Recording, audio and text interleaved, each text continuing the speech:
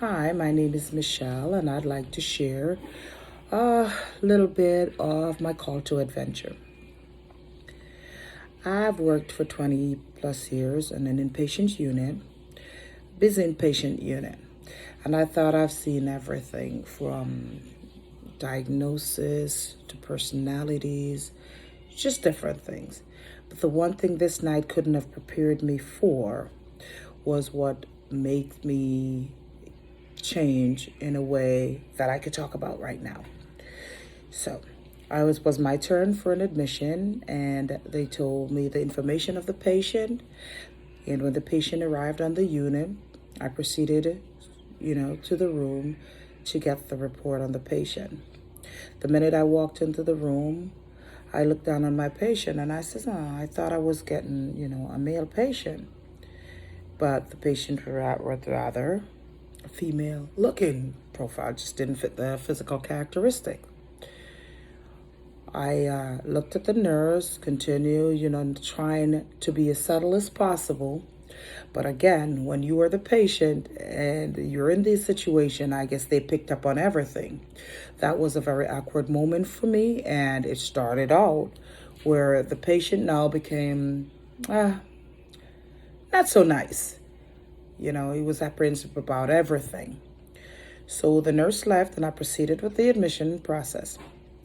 I was starting to mess up royally. I would be afraid to ask questions about male parts or, female parts or, just things that we would naturally attribute to male or female back then. I looked down at the patient to ask if there's anything they would like, me to know, or, anything I can do differently, just to see if the patient also would open up to me. But the more I talk, it seems like the more it goes bad. Or I didn't know some of the information I would like to, present to the patient. I got out of the room, which was not too soon, and I was exhausted. I felt unaccomplished. I felt, I didn't do justice for the patient. To the point where I called the charge nurse over and another nurse, because now I had to share this, because this just, it didn't feel right. I know there's just got to be something different. I have never encountered this ever. We sat down and we started, to discuss the situation.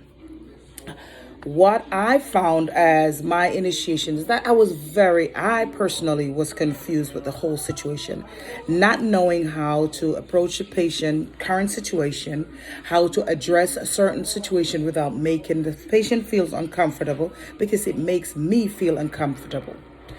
Do I give her the bedpan versus the urinal? Simple things that I would never have to think about naturally, I was doing. And we said, what are we going to do about this? How do you approach stuff if we have to make certain decision without making the patient feel, worse? So my dragon in this case has been the lack of knowledge. The lack of knowledge in dealing with the current situation, and realizing that this is what's happening today and we were not prepared. We're just not prepared. My insensitivity. I guess I was more shocked at the appearance when I walked in. And was I insensitive to the patient need? Could I have asked politely? How do I address you? How do I could have done that. Or my lack of awareness of the situation, that this is what happened, this is how we do things. I did not have that. So those to me were my dragons. I felt I have the heroes along the way for me was the support of the charge nurse, even the support of the staff. I think there were more allies within that group, more than anything else. I was shocked that I did get those support. I talked about it in the huddle that morning, what do we need to do so this doesn't happen to someone else?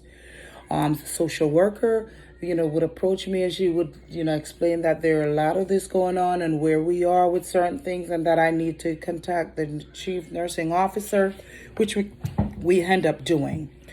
So I started, to open that conversation so, people could be aware. So with the staff support, the social workers, and my charge nurse, that was great. I got support from them, and we started writing letter to the chief nursing officer.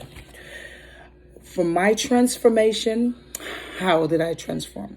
This has taught me to examine my own biases and to be aware of nonverbal cues. Communication is a big factor in all we do. With that, we mention that we have to also acknowledge whatever pronouns a person may want to use. Message to the people, continue to do effective communication. We need to emphasize with the empathize with the patient, and give them the understanding that we care, regardless of whether there's whatever sexual orientation. Ask them what they would like to be called. Ask them the question, because sometimes what we fear is not what they fear. They want to know this. So with this, it prompted me to do more, to open that question for them to start initiating teaching along, so staff can be aware of the current situation. And it also prompted me to, Michelle, use my platform, continue my education to give me a better foundation in advocating for these people. I would really hope, and what my goal is to go on one of these committees so I can continue to advocate for these marginalized people. Thank you.